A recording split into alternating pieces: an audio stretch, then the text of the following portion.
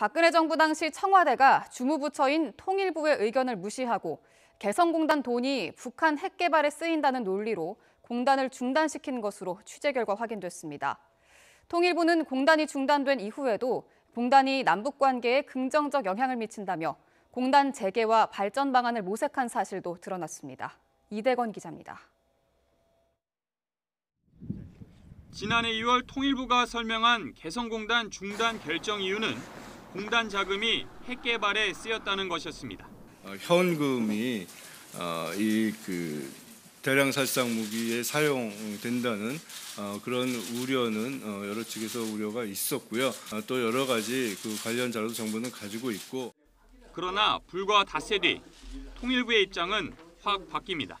돈이 들어간 증거 자료, 액수 이런 것을 확인할 수 있는 것처럼 얘기한 걸로 좀 와전된 부분이 있습니다. 그런 어떤 증거 자료를 얘기한 것이 아니고.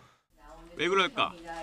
당시 박근혜 정부 청와대가 주무부처인 통일부의 의견을 무시하고 핵개발 전용 부분을 일방적으로 발표문에 넣었기 때문인 것으로 드러났습니다.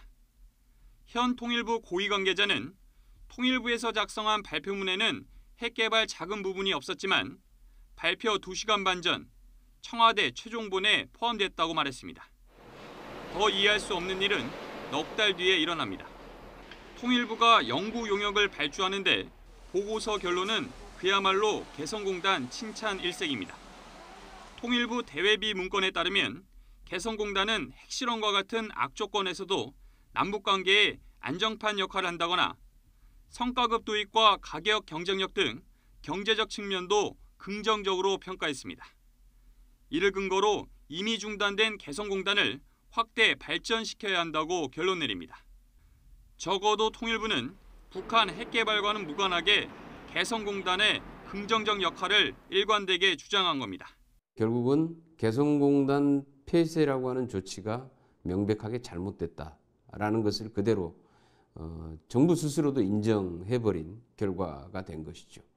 개성공단이 중단된 지 1년 8개월이 지났습니다. 정권이 바뀌더라도 한 번 중단된 개성공단을 다시 열게 하는 건 쉽지 않아 보입니다. 하지만 개성공단 중단에 어떤 문제가 있었는지 명확하게 짚어볼 필요는 있어 보입니다. YTN 이던입니다.